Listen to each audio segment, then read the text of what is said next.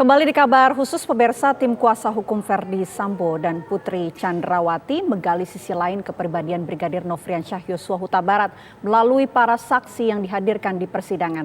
Pihak Sambo menuding Brigadir Yosua memiliki kepribadian ganda. Pakar psikologi forensik Reza Indragiri menyatakan tindakan tim kuasa hukum menggali watak negatif Brigadir Yosua adalah strategi Sambo dan Putri untuk lolos dari hukuman maksimal.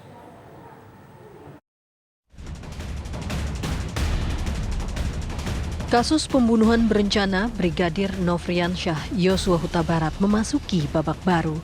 Tim kuasa hukum terdakwa Verdi Sambo dan Putri Chandrawati tengah menggali sisi lain kepribadian Yosua melalui saksi-saksi yang dihadirkan di persidangan. Upaya tim kuasa hukum Sambo dan Putri menggali sisi lain kepribadian Yosua disampaikan melalui surat keberatan yang dibacakan oleh Majelis Hakim Pengadilan Negeri Jakarta Selatan. Dalam surat itu, tim penasihat hukum pasangan suami istri tersebut menyatakan perlunya mengungkap sisi lain Yosua. Sang brigadir diduga oleh pihak Sambo dan Putri memiliki kepribadian ganda. Terus ini ada keberatan saudara mengenai bahwa korban almarhum Nofriansyah Yosua Huta Barat ada kecenderungan memiliki kepribadian ganda. Mohon maaf, kalau saudara mau menanyakan saksi yang berkaitan dengan ini, kita memeriksa di sini saksi yang diajukan oleh jaksa penuntut umum adalah berkaitan dengan perkara pembunuhan. Bahwa saudara mempunyai mau menggali bahwa ternyata korban memiliki kepribadian ganda, silahkan. Kita berikan waktu kepada saudara untuk saksi yang meringankan bagi para terdakwa. Silahkan gali, mau saudara itu silahkan.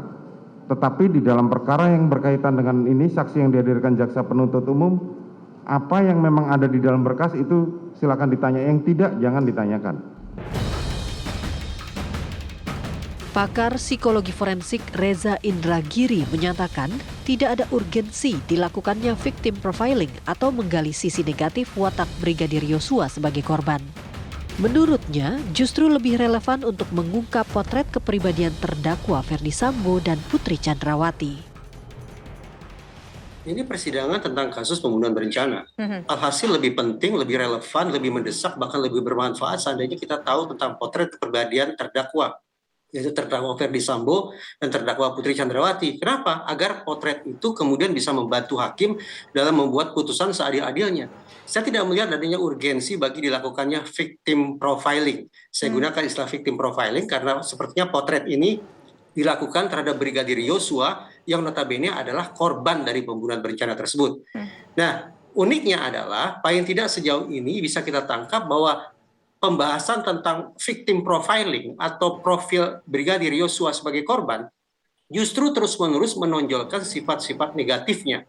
Kita patut bertanya, adakah unsur bias dalam pembuatan profiling ini? Dan apa sesungguhnya memasukkan hal-hal yang bias tersebut, hal-hal yang produk dari filter mental tersebut ke dalam berkas? Dugaan saya, terdakwa Verdi Sambo dan Putri Chandrawati terancam hukuman maksimal, yaitu hukuman mati. Menurut Reza, tindakan tim penasihat hukum menggali sisi lain kepribadian Yosua adalah strategi agar terdakwa Verdi Sambo dan Putri Chandrawati lolos dari hukuman maksimal. Nah, dalam rangka mencapai tujuan hukum semacam itu, maka strategi yang harus dibangun dalam istilah psikologi forensik adalah strategi atribusi eksternal. Bahwa mereka seolah ingin mengatakan, andaikan mereka divonis bersalah, ada pihak lain yang juga harus dipersalahkan. Andaikan mereka harus bertanggung jawab secara pidana, harus dipahami bahwa sesungguhnya perbuatan pidana yang mereka lakukan tak lain tak bukan adalah respon atas perbuatan pidana pendahuluan. Apa yang dimaksud dengan pidana pendahuluan? Selama ini yang dituduhkan kepada Mindia Brigadir Yosua adalah terkait pelecehan seksual.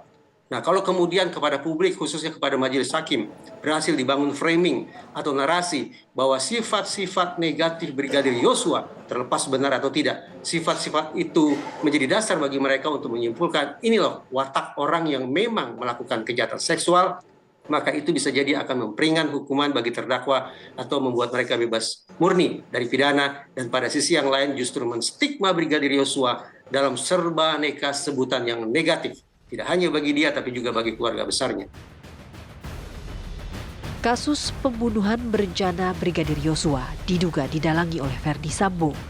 Kepada penyidik, Sambo mengaku pembunuhan dipicu tindakan pelecehan yang dilakukan sang ajudan terhadap istrinya Putri Chandrawati di Magelang, Jawa Tengah.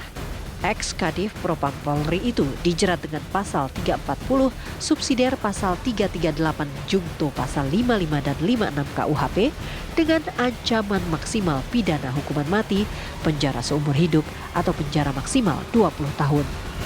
Tim TV One mengabarkan.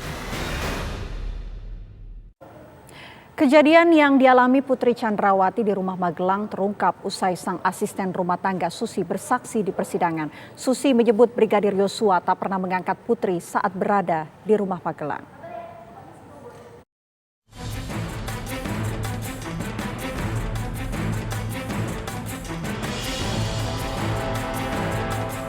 Persidangan kasus pembunuhan berencana Brigadir Yosua Huta Barat terus mengungkap fakta-fakta mengejutkan.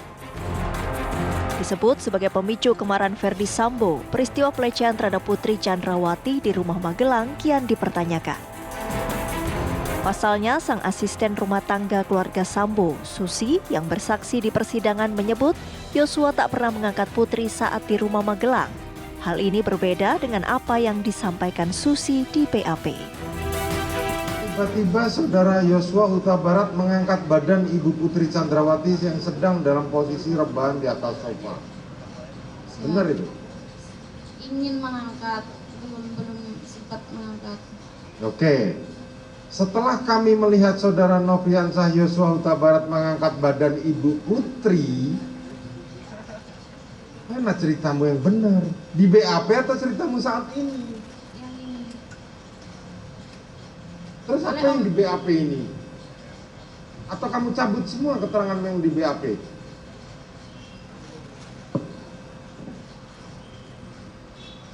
Saya bilang kepada saudara ya, kalau bohong itu konsisten. Ya. Terjebak sendiri kan saudara?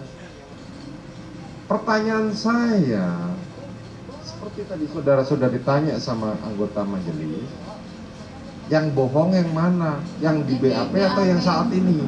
Yang BAP soalnya Om buat menurut saya untuk memapah ibu. Saya mengangkat memapah ibu untuk ke lantai 2. Di BAP bohong. Tidak bohong, saya apa pikirannya lagi. Enggak, saat ini pun juga pikiran saudara kacau. Hakim pun kian sanksi dengan kesaksian Susi.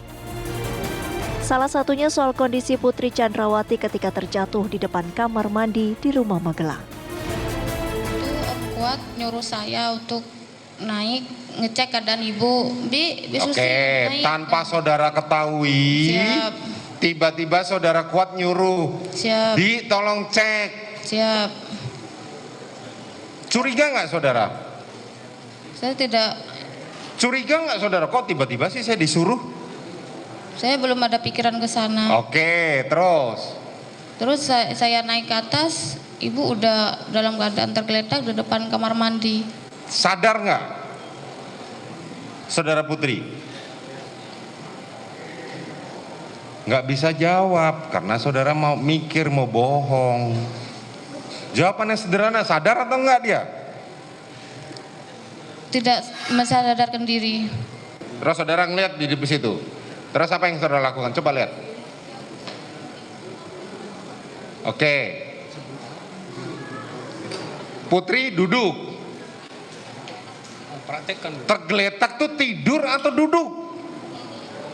Oke, duduk begitu. Oke, terus saudara datang. Oke, terus? Ntar dulu, praktekin dulu. Enggak, saudara, bagaimana cara saudara menolong? Itu yang saudara praktekkan. Megangnya di atas kan? Hah? Dipeluk. Oke. Kapan saudara pegang kaki? Hah? Oh, saudara sempat meraba-raba tubuhnya. Kaki sama tangannya, kan tubuhnya kan, bagian dari tubuhnya. Badannya bagaimana? Silakan duduk.